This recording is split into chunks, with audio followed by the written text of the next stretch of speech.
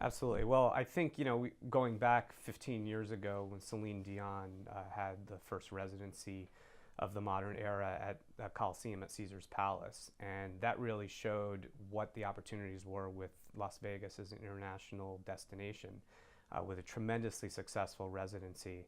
And I think we saw, with Elton John and a number of others coming to the Coliseum, that it really, stood on its own.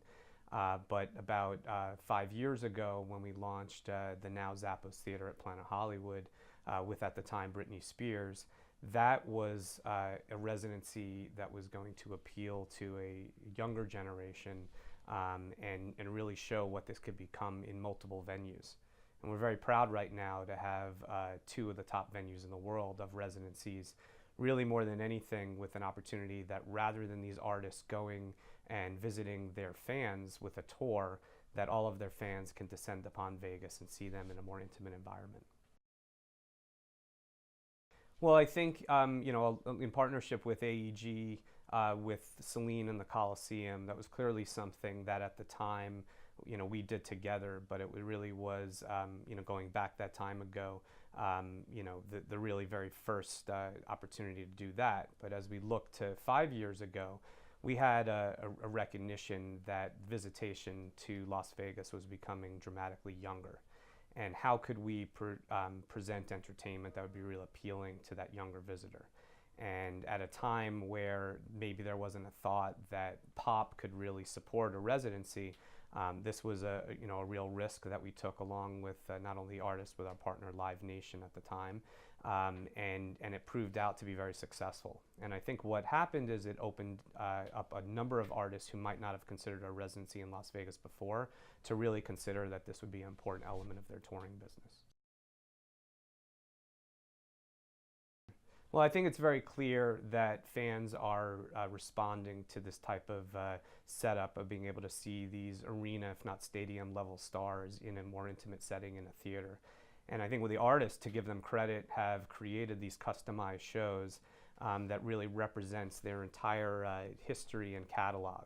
So it really is the best way to engage with these artists. So one, I do see that we'll continue to see the top artists to be coming to Vegas. I think we have a tremendous momentum. I do think we're seeing, expansion into different genre, whether it be rock, whether it be country, in addition to what's been traditionally pop and maybe classic rock. As well as also a lot of excitement every time we announce these residencies. So it's become something that the population at large in the world is more familiar with and looks forward to the next set of news that's going to be coming out of Las Vegas. Well, I think Las Vegas is unique in the sense that it's known as number one entertainment. I know there's been a study out there that entertainment is the number one reason why people are visiting Las Vegas now, as well as also having so much not only visitation to the city, but those that are interested in engaging in events and content. I don't think there's many other cities that frankly can support it at this point. The argument can be in New York if you think of the Broadway model as a residency of a different type, and we're starting to see headliners that are setting up like Bruce Springsteen. But I continue to feel that Las Vegas really is in a unique position, at least in the western part of the U.S.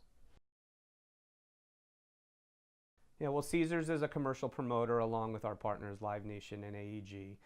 So we're clearly, taking on a risk position with the expectation that we can earn a promoter profit. With these residencies, it's a true partnership with the artist.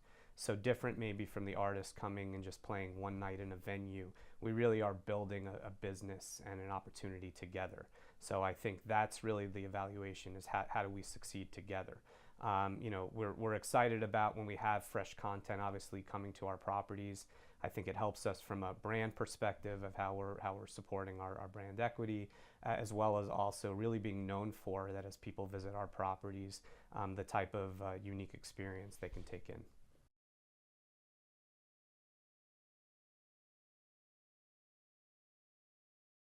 Well, my personal view is that there's still a great love of music, and in fact, I think people are engaging even more so now with the advent of streaming, of being able to discover and listen to artists that they love. And there's nothing that can replicate the live experience, even in the age of social media and virtual reality.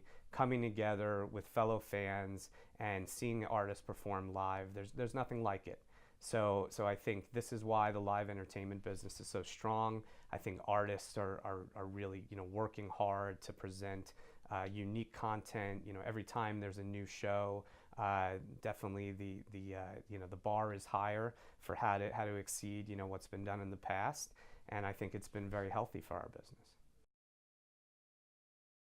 So I think there's going to be renewed interest in production shows and immersive content. I think we've talked a lot about the great success of headliner residencies, but I do think that there's a whole new wave of entertainment. We see, for instance, the success of Absinthe, where you really feel involved in that show, and what's being introduced with Kind Heaven, which is an immersive experience that takes you to Southeast Asia.